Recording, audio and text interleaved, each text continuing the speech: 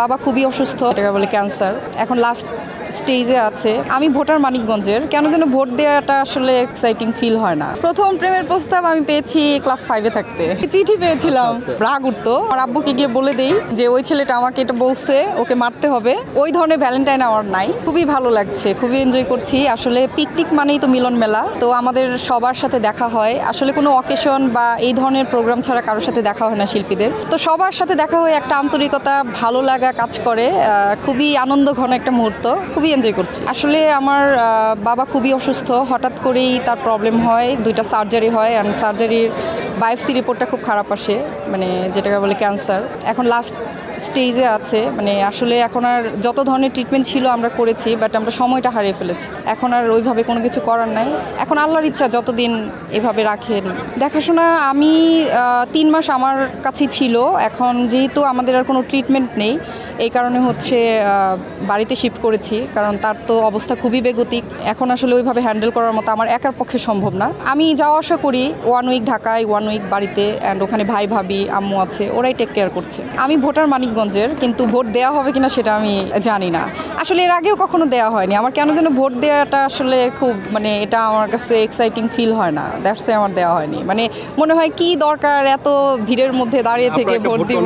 হ্যাঁ, সেটা আমি জানি, কিন্তু সেই মূল্যবান ভোটটা আসলে অনেক দিন ধরেই মনে হয় যে সেই মূল্যবান আমরা ফিল করি, কিন্তু আসলে কতটুকু মূল্যবান সেটা হয় এক্স্যাক্টলি।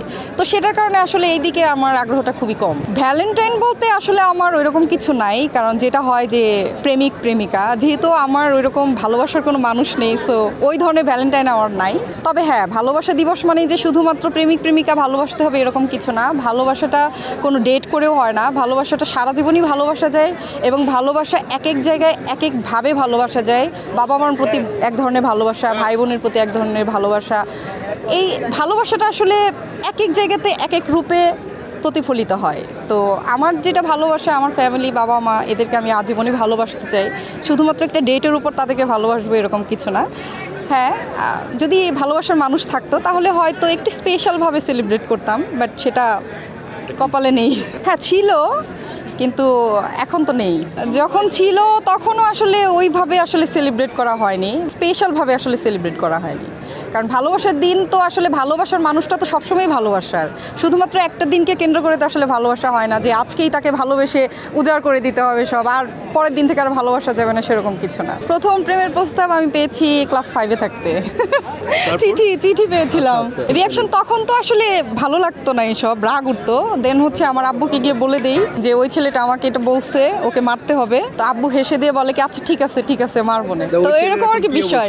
ওই ছেলের অবস্থা আমি জানি না, আমার সাথে আর আসলে মানে বড়বেলায় আর দেখা হয়নি। আমি আসলে কোনো কাজই করছি না, ওই যে আমার বাবাকে নিয়ে আমি একটু ব্যস্ত, তো ওইদিকে আমি টাইম স্পেন্ড করছি। আসলে তার ভালো মন্দ যেটাই হোক, এর আগে আমি আসলে কোনো কাজে মন দিতে পারবো না, আর আমার দ্বারা হবেও না।